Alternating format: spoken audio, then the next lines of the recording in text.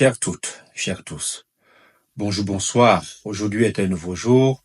Je suis Tchimia, professeur des universités et président du Mouvement pour la libération et le développement du Cameroun, MLDC.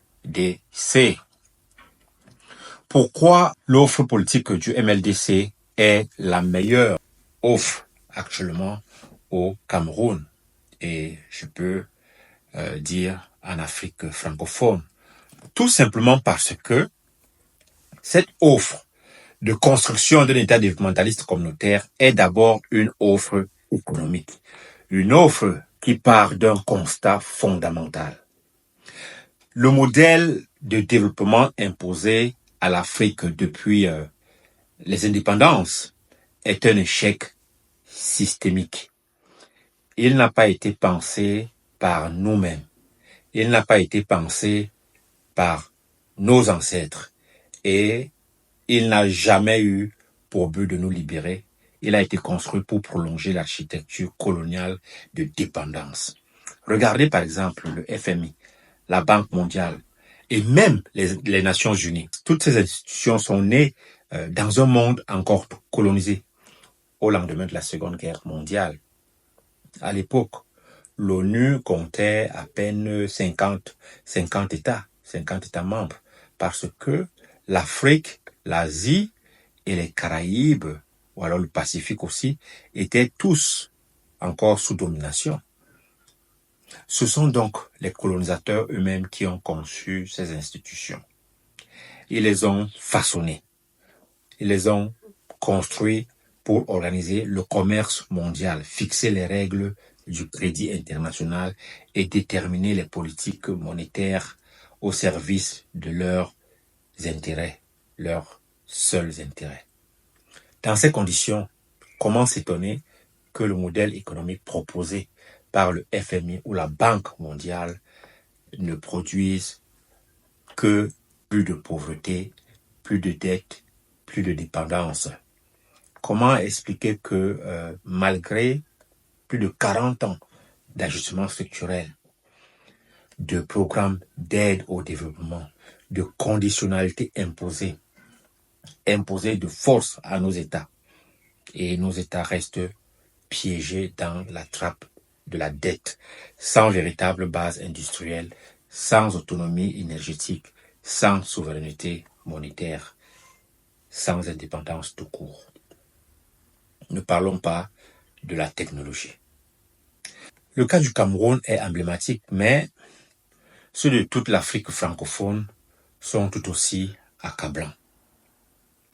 Nous avons suivi à la lettre, et je dis bien à la lettre, les prescriptions néolibérales de Bretton Woods. Privatiser les entreprises publiques, geler les recrutements dans la fonction publique, dérégler les marchés, supprimer les subventions sociales. Résultat, le chômage est massif, la précarité des jeunes est encore plus prononcée, l'effondrement de l'école publique, la destruction de l'agriculture familiale et l'explosion de la dette, etc., etc. Il y a deux explications possibles. Soit ces institutions sont incompétentes, soit elles sont complices d'un système de domination.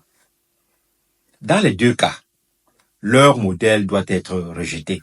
C'est ici que se justifie l'émergence d'un autre paradigme, d'un projet alternatif enraciné dans nos réalités. L'État développementaliste communautaire, en abrégé EDC, porté par le MLDC.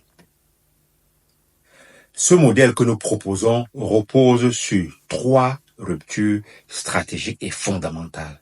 La première rupture, elle est épistémologique. L'EDC rejette tous les paradigmes venus d'ailleurs qui prétendent nous dire comment il faut se développer. Nous affirmons au contraire que le développement est endogène. Il doit partir de nos réalités. surtout de nos réalités communautaires, nos réalités villageoises, de nos solidarités ancestrales, de nos ressources locales, de notre capital humain et non d'un modèle abstrait dicté par Washington ou Bruxelles. Nous devons penser avec nos têtes et non marcher avec les béquilles intellectuelles de l'Occident. La deuxième rupture, elle est institutionnelle. Le MLDC ne propose pas seulement de remplacer un homme par un autre. Nous voulons changer la manière même dont l'État fonctionne. Le projet que nous avons sur la construction d'un État développementaliste communautaire est proche des citoyens, décentralisé. Il est là où les communautés se trouvent. Il est organisé en petites productions de développement. Les services publics sont accessibles, efficaces, financés et respectés. Nous ne croyons pas au tout marché. Nous croyons à l'État stratège et à la communauté qui est actrice. La troisième rupture est stratégique. Enfin, l'EDC veut restaurer nos souverainetés fondamentales. On a 6 blocs. Souveraineté économique, souveraineté politique, souveraineté industrielle, souveraineté technologique, souveraineté monétaire, souveraineté financière. Et avec toutes les souverainetés que cela implique. Cela implique aussi un programme d'investissement massif centré sur la transformation locale des ressources, la reconstruction des filières stratégiques, l'accès au crédit productif et la coopération sud-sud. Ce n'est pas un rêve, c'est une vision structurée avec des étapes concrètes et des leviers activables. Donc voilà pourquoi l'offre politique du MLDC est la plus sérieuse parce que c'est une offre politique structurée et surtout plus indépendante qui accorde toutes les souverainetés. Voilà la construction des souverainetés.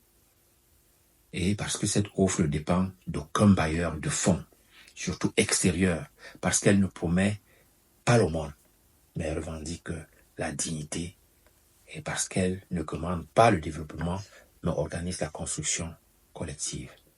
Donc, ce que nous proposons, ce n'est pas une alternance de façade. Ce que nous proposons, c'est une révolution de la pensée. C'est une refondation de l'État, une réappropriation du destin. C'est cela l'État développementaliste communautaire. C'est cela le MLDC et c'est pour cela que notre offre politique qui est économique est la meilleure au Cameroun actuellement. Le prochain épisode, c'est pour vous définir qu'est-ce que c'est que l'État développementaliste communautaire. Merci.